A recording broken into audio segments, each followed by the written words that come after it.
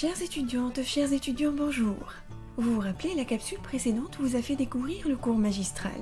Place maintenant au numérique. Sur cette vidéo, nous allons découvrir ensemble le numérique et son importance à l'université, les outils et les plateformes numériques très utiles pour vous, l'usage du numérique dans la recherche documentaire.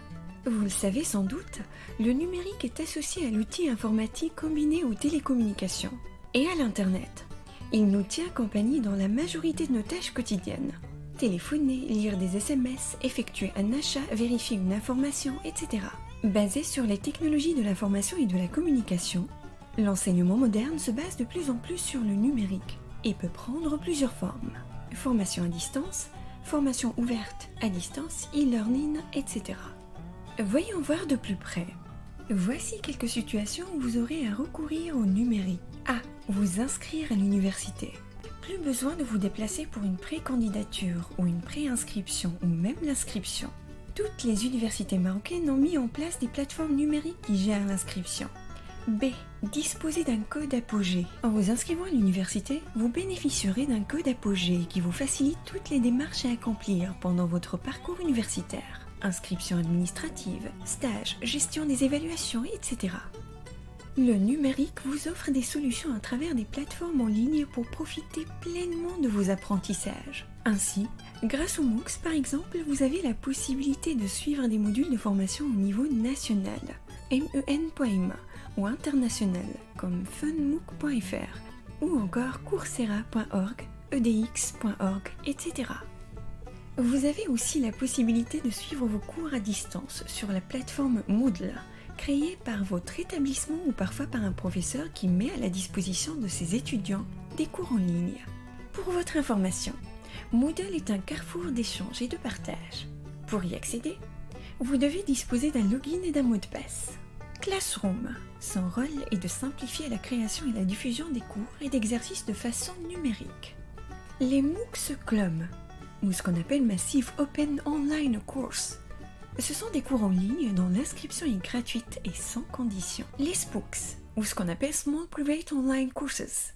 Ce sont des dispositifs en ligne s'adressant à des groupes restreints. Dans votre recherche documentaire, vous avez la possibilité de consulter des bibliothèques virtuelles nationales, comme la Bibliothèque nationale du Royaume du Maroc, bnm.bnrm.ma, ou les bibliothèques internationales comme scholarvox.com. ou enfin la bibliothèque numérique mondiale wdl.org, etc. Pour ne citer que celle-ci. Sachez également que le numérique vous permet de consulter et même d'accéder au catalogue des bibliothèques universitaires nationales et internationales, aux bases de données bibliographiques avec un accès au texte intégral, Kern, JSTOR, Iconlit, thèse.fr, aux moteurs de recherche spécialisés sur le net comme Google Scholar, Google Books, thèse.fr, etc. Et bien sûr, dans votre recherche documentaire, vous devez tenir compte de ces 3 étapes. Premièrement, déterminer pourquoi vous avez besoin de faire une recherche documentaire. Questionnez le sujet et définir votre problématique et les notions clés sous forme d'une phrase courte. Les types de documents dont vous avez besoin ainsi que leur emplacement, bibliothèque, base de données, site web, etc. Deuxièmement, choisir. Basez-vous sur des mots-clés et cherchez leurs synonymes. Associez les mots-clés via des opérateurs booléens ou logiques. Et, ou, sauf. Utilisez la troncature, les parenthèses et les guillemets. Troisièmement, restreindre.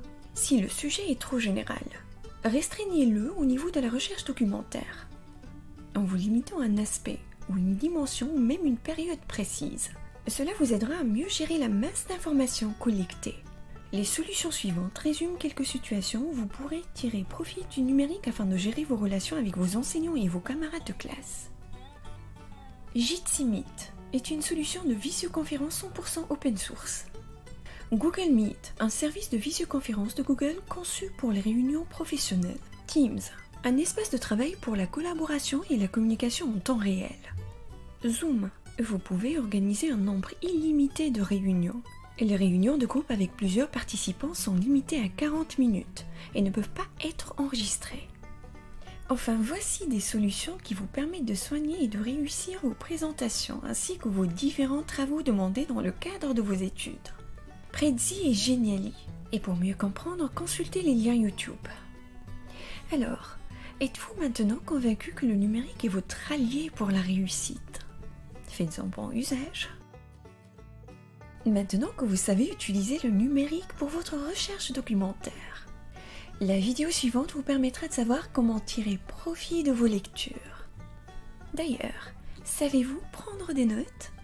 Ce sera l'objet de la capsule suivante. Au revoir.